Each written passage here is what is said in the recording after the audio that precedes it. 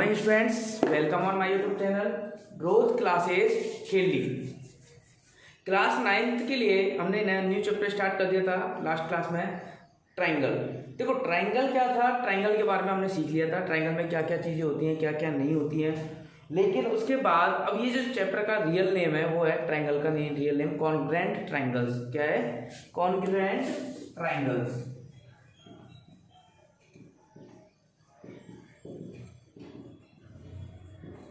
देखो हमें चैप्टर का नेम समझ में आना चाहिए। ट्राइंगल के बारे में जब हमने ट्राइंगल पढ़ा, सिर्फ मैंने इसका वर्ड का मतलब समझाया, ट्राइंगल क्या होता है। ठीक है, ट्राइंगल समझ दिया। आज हमें कॉन्ग्रुएंट के बारे में समझना है। देखो कॉन्ग्रुएंट क्या होता है, जब ज्योमेट्री के अंदर जैसे हम लिखते हैं ना 5 = 5, लिखते हैं कि नहीं लिखते, तो मतलब एक नंबर दूसरे नंबर के इक्वल है। x = 5 एक वेरिएबल एक न्यूमेरिकल के इक्वल है, तो यहाँ हमने इक्वल का साइन लगाया और इक्वल को इक्वल बोला। ठीक है, लेकिन यदि यहाँ कोई ज्योमेट्री फिगर है, ठीक है, ज्योमेट्री फिगर है और इधर कोई अनदर ज्योमेट्री फिगर है, ठीक है, और यदि ये किसी भी तरीके से इक्वल हो जाए, मतलब किसी भी तरीके से हमें पता चल जाए कि दोनों इक्वल है, ठीक है, और जब हम इक्वल का साइन लगाएंगे तो ऐसा वाला साइन नहीं लगाएंगे, एक ये वाला साइन लगाएंगे। ठीक है, ये वाला साइन क्या शो करता है कि ये तो इक्वल तो है, पर लेकिन ये क्या है, एक ज्योमेट्रिकल फिगर है। और ये जो साइन होता है ये किसके लिए होता है? कॉन्ग्रुएंट के लिए होता है, कॉन्ग्रुएंस के लिए होता है। क्या होता है? कॉन्ग्रुएंस।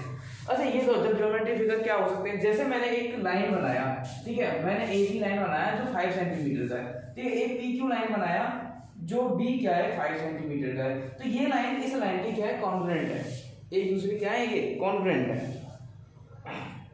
जैसे अब हमने कोई सेम पार्ट लिखा, एक रेक्टेंगल बनाया ABCD, एक बना लिया PQRS, और हमने बोला कि इसमें AB और PQ इक्वल है और AD और PS इक्वल है। ठीक है, तो ये क्या होगा, यहाँ से कंडीशन क्या निकलेगी, ये दोनों क्या है? कॉन्ग्रुएंस है। ठीक है, कॉन्ग्रुएंट रेक्टेंगल्स है, और कॉन्ग्रुएंस मतलब सर्वांग समता।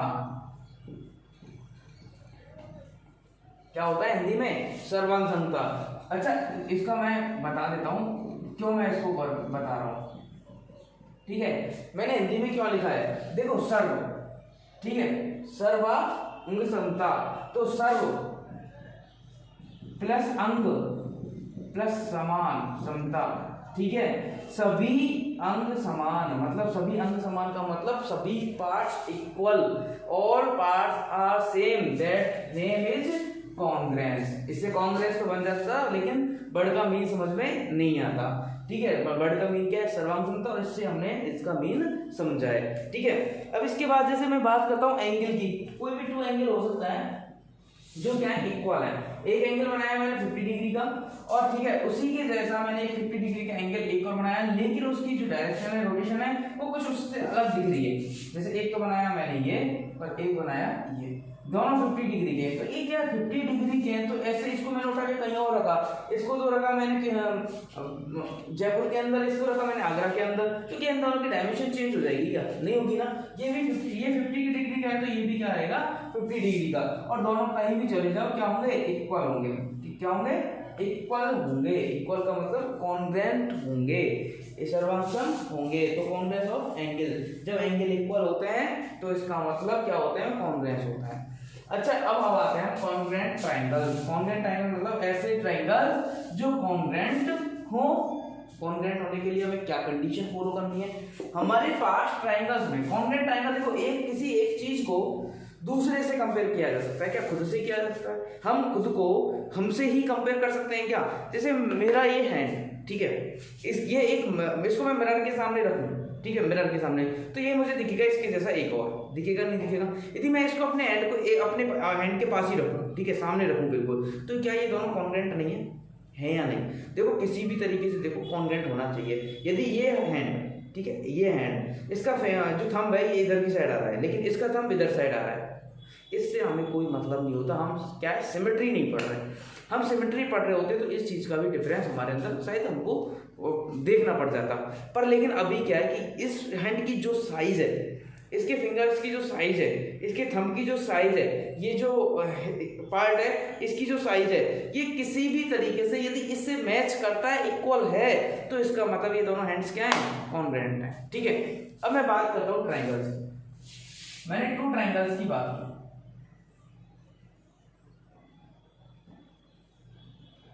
ए बी सी, और दूसरा ट्राइंगल है मेरे पास पी क्यू आर। अच्छा, इस ट्राइंगल के जो पार्ट्स हैं, जो मेन पार्ट्स हैं, देखो पॉइंट्स है पहले तो ए बी सी है या नहीं, पॉइंट्स। इसके बाद ये जो साइड बन रही है ए बी बी सी ए सी, ये साइड बन रही है नहीं बन रही।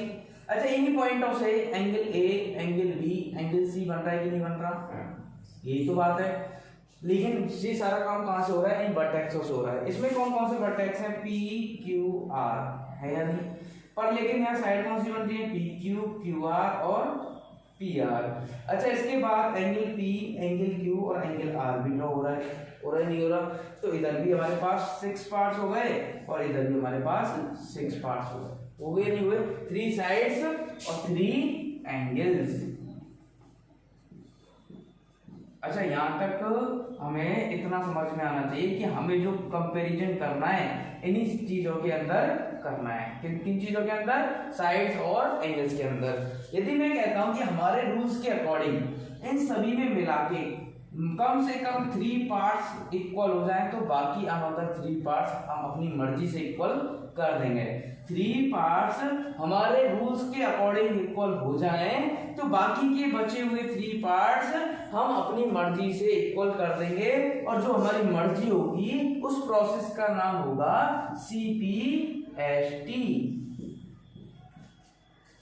कॉरेस्पॉन्डिंग पार्ट्स, CPCT से, ठीक है। ST तो 10th में आता है, corresponding parts of congruent triangles.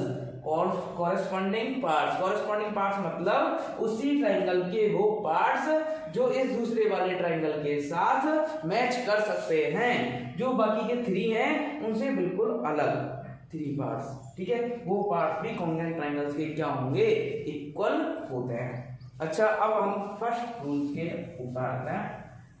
जो कॉन्ग्रुएंट ट्राइंगल्स के जो रूल्स हैं वो कौन कौन से रूल्स हैं, ठीक है, उन रूल्स को मैं बताता हूं। कौन सा रूल है, फर्स्ट रूल है SSS। अच्छा, SSS का मतलब होता है साइड साइड साइड, SAS, ठीक है। साइड एंगल, साइड एंगल बीच में है तो मतलब दोनों साइडों से ही बना हुआ एंगल होना चाहिए। थर्ड, AAS, डबल एंगल एक साइड, साइड में है, साइड को मतलब एंगल अलग है, साइड अलग है, तो इसका मतलब साइड कहीं कोई सी भी हो सकती है। अच्छा, ये साइड बाई चांस दोनों एंगलों के बीच में आ जाए तो उसका अलग नेम हो जाता है, क्या हो जाता है, ASA। अच्छा, 5th रूल है हमारे पास RH।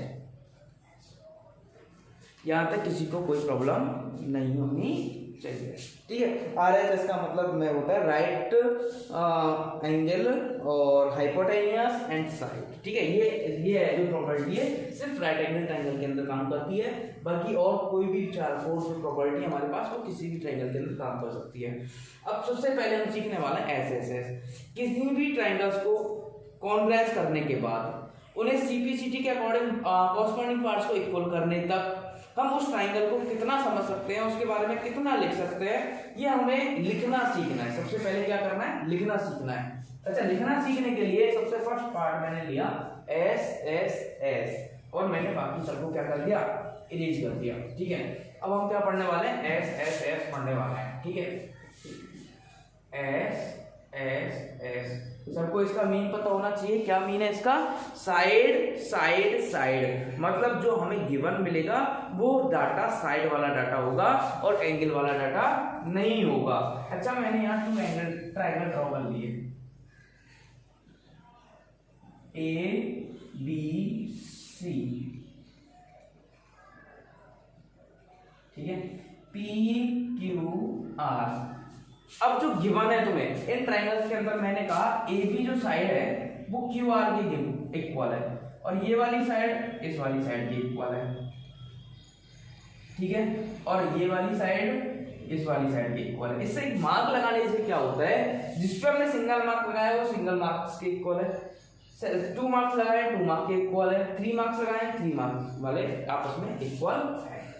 अब मुझे पता चल गया कि मैंने कहा क्वेश्चन था कि एबीसी ट्रायंगल के अंदर AB is equal to Q R, BC is equal to PQ, AC is equal to PR। ये तो देखो क्वेश्चन मैंने कह दिया गिवन है, पर लेकिन तुम्हें इनडायरेक्टली बोलेगा, मैक्सिमम टाइम क्या बोलेगा, इनडायरेक्टली। जैसे सपोज करो तुमसे बोला जाए रेक्टेंगल है, ठीक है, और तुम्हें बोल दिया जाए कि ये डायगोनल है, और प्रूव करो कि ये दोनों जो ट्रायंगल बन रहे हैं ये क्या है, दोनों कॉन्ग्रुएंट हैं। तो हमें पता होता है कि ये दोनों इक्वल है, क्योंकि अपोजिट साइड इक्वल होती है रेक्टेंगल की। तो इनडायरेक्टली क्या बोला उसने कि ये एक रेक्टेंगल है। क्या बोला इसने, रेक्टेंगल है। ये तो नहीं बोला ना कि अपोजिट से ये जो ट्रायंगल की साइड से वो इक्वल है।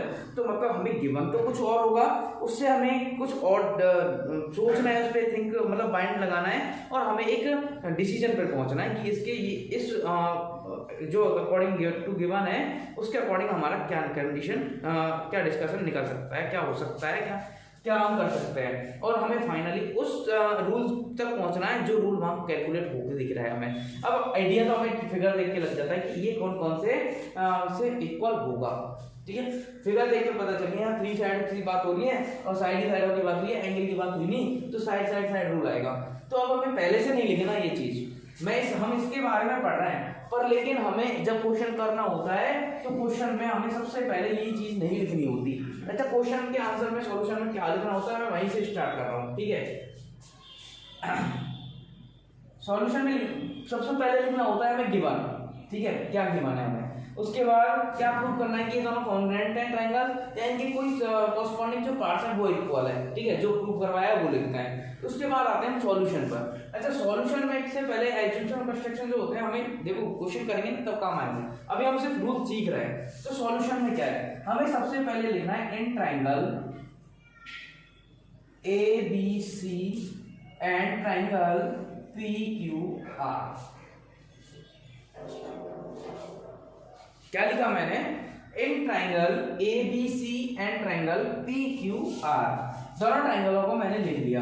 अब मेरी कोशिश ये रहेगी, मैं ये ट्राई करता रहूंगा कि मेरी कोई भी चीज बिगड़े नहीं। कैसे नहीं बिगड़े, ABC के नीचे ABC के पार्ट्स आ जाएं, PQR के नीचे PQR के पार्ट्स आ जाएं, ठीक है। इस तरीके से हमें फॉलो करना है, ठीक है। नेम लिखना भी बहुत अच्छे से आ जाना चाहिए। मैं बहुत अच्छे से ये एक्सप्लेन जो कर रहा हूँ ना, यहाँ एक नेम आएगा कॉन्ग्रुएंट ट्रायंगल्स का, उसको एक्सप्लेन करने के लिए कर रहा हूँ ये सब सारी मेहनत, ठीक है। वो ही आ गया तो इसका मतलब तुम्हें सब कुछ आ गया। Triangle ABC and triangle PQR, क्योंकि हम इन दोनों ट्रायंगल्स के बारे में बात करना चाह रहे हैं। अच्छा, क्या गिवन है हमें, AB is equal to QR, given है कि नहीं। अच्छा, ये तो गिवन है, यदि ये दोनों इक्वल होते और इनका कोई रीजन तो होता फिर इक्वल होने का। इनडायरेक्टली हमें कोई बात बोली जाती और हम इस डिसीजन पर पहुंच जाते कि ये दोनों इक्वल हैं, तो कोई ना कोई तो रीजन होता। जैसे रेक्टेंगल में मैंने बताया कि अपोजिट साइड्स ऑफ रेक्टेंगल लिख देते हैं हम रीजन, ये रेक्टेंगल की अपोजिट साइड है जो इक्वल होती है। तो अभी तो हमारे पास क्या रीजन है, गिवन। हमारे पास क्या रीजन है, गिवन है हमारे पास। अच्छा, गिवन है तो ये मतलब ये जो इस इक्वल है इसका रीजन हमें मिल गया, और ये कंपलसरी होता है कि हम यहाँ जो 3 पार्ट्स इक्वल करने वाले हैं वो हम ऐसे डायरेक्टली नहीं लिख सकते, उनका रीजन यहाँ साइड में होना कंपलसरी है। रीजन नहीं होगा तो वो इक्वल क्यों है इसका डिसीजन नहीं हो पाएगा, इसका पता नहीं चल पाएगा, तो इसका मतलब कहीं ना कहीं तुम्हारे मार्क्स कटने की पॉसिबिलिटी है।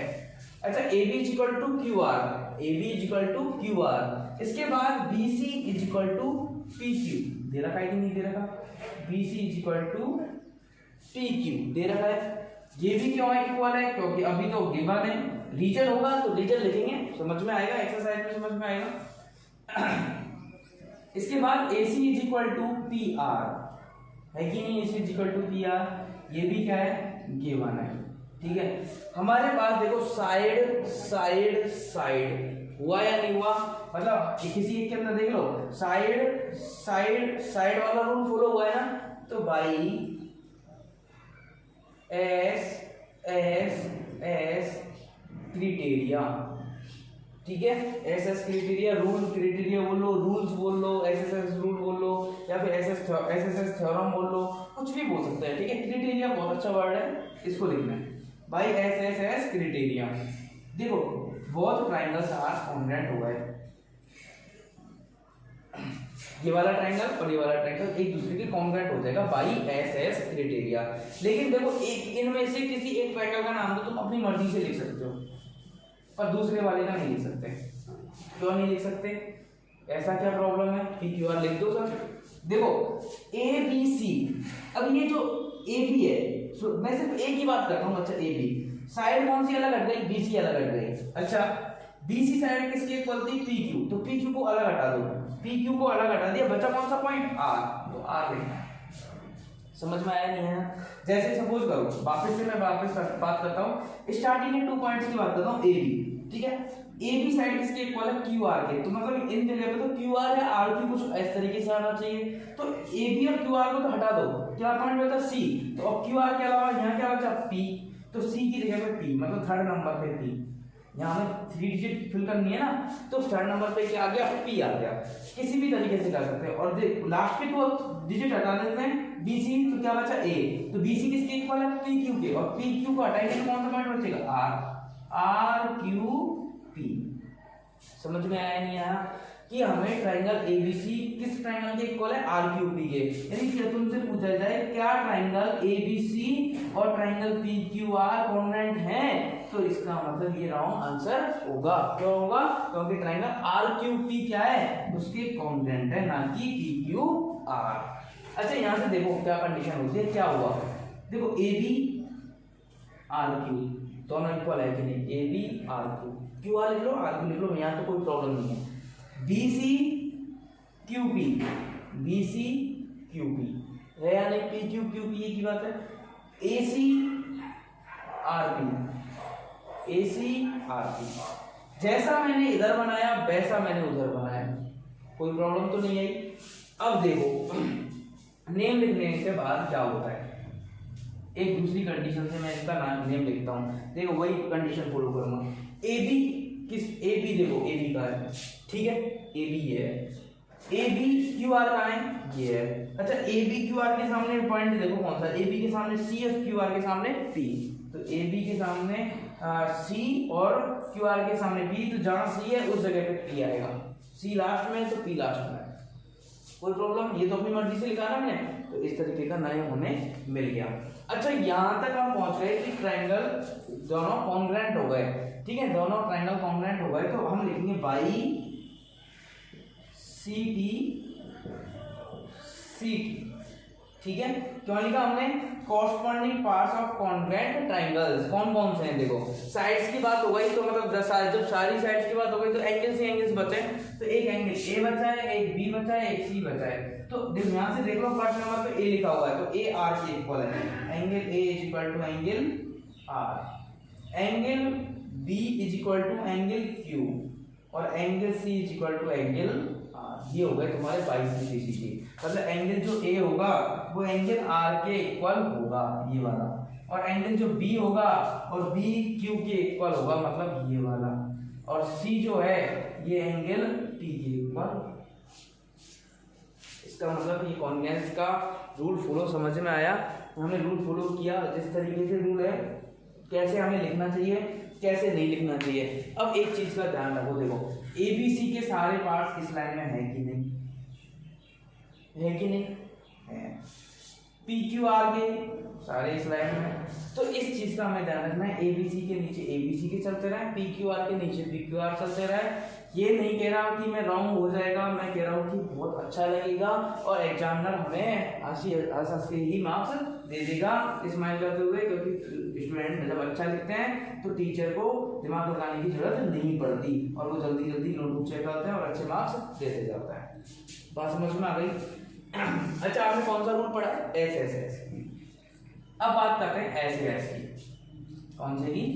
ऐसे ऐसे। इसके अंदर हमें क्या होगा कि 2 साइड्स के साथ साथ एक एंगल इक्वल गिवन मिलेगा। कौन सा एंगल इक्वल मिलेगा? एक एंगल गिवन मिलेगा इक्वल।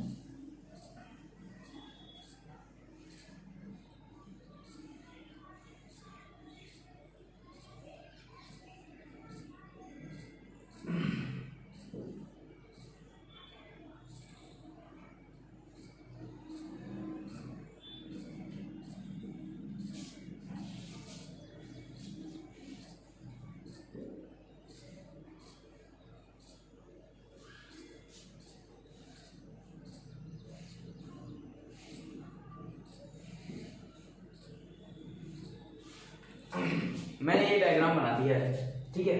अब देखो कंडीशन, सर ऐसे एस कैसे लगा, ऐसे एस माइंड में लगाना है हमें। हमारे पास टू साइड्स की बात होगी, और जब two sides S A S, हम रूल के बारे में सोचें तो साइड्स तो आ रही हैं साइड में, ठीक है, एंगल आ रहा है बीच में, तो जो टू साइड्स की बात होगी उन्हीं टू साइडों से बना हुआ एंगल होना चाहिए। ए बी सी ट्रायंगल में ए बी और बी सी की बात हुई है तो बी ट्रायंगल बना हुआ है, क्योंकि ए बी और बी सी की हेल्प से बी बन सकता है। इधर क्यू आर और पी आर की बात हुई है तो आर पे एंगल बना हुआ होना चाहिए, क्योंकि इन दोनों की हेल्प से सिर्फ आर एंगल बन सकता है। यदि हम दोनों की हेल्प से बनना चाहिए, अब एंगल तो ये भी बन रहा है लेकिन क्यू आर काम आ रही है, पी आर काम आ रही है, इसमें नहीं आ रही ना, तो वही पॉइंट हमें ध्यान रखना है कि जो जिन साइडों की बात हो उन्हीं साइड से बना हुआ एंगल होना चाहिए। अच्छा, तो ना मैंने वही चीज लिखी in triangle ABC and triangle PQR. अच्छा, एबी किसके इक्वल है, देखना एबी पी आर के इक्वल है, ठीक है। यहाँ मैंने पी आर लिख दिया। रीजन क्या है, अभी तो हमारे पास गिवन है।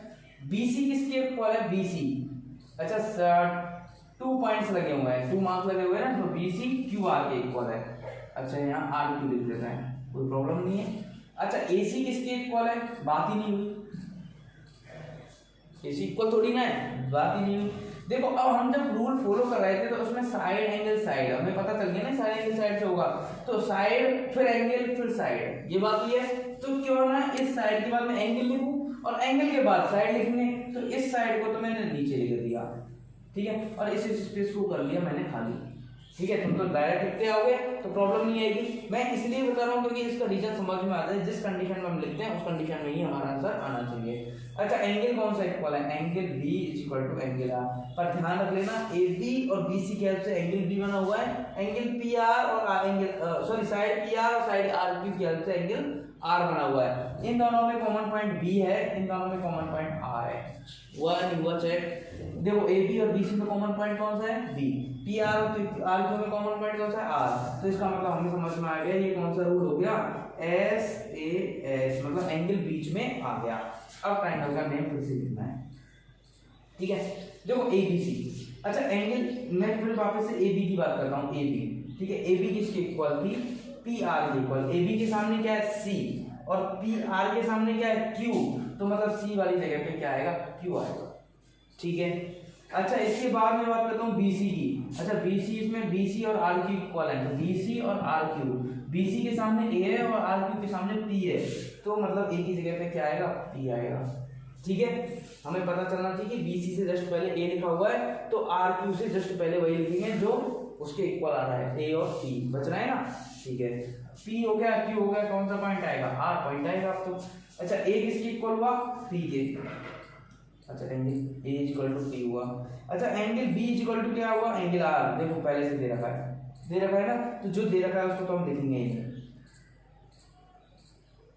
जो दे रखा है उसको तो हम लिखेंगे ही नहीं, क्योंकि वो कॉरस्पॉन्डिंग पार्ट्स के अंदर नहीं आता है, बाकी का बचा हुआ जो है वो सारा उसके अंदर आता है। तो एंगल बी की बात हो गई, एंगल सी किसके इक्वल है, एंगल सी की देखो उस ट्रायंगल में फर्स्ट मार्क के सामने बना हुआ है नहीं, इधर फर्स्ट मार्क के सामने कौन सा बना हुआ है, क्यू, और यहाँ से देख लो सी की जगह पे कौन है, क्यू, तो angle C equal to angle Q. अच्छा, ए बी साइड की बात हो गई, बी सी साइड की बात हो गई, कौन सी की नहीं हुई, ए सी की नहीं हुई, तो ए सी लिख दिया, ए सी इज इक्वल टू जैसा साइन इसमें ऐसे बना है ऐसा इसमें बना दो, कौन सा है, पी क्यू, बताओ इसमें पी क्यू की बात हुई है क्या, नहीं हुई ना, तो ये कॉरस्पॉन्डिंग पार्ट्स हो गए, ठीक है। आज हमने टू रूल सीख लिए,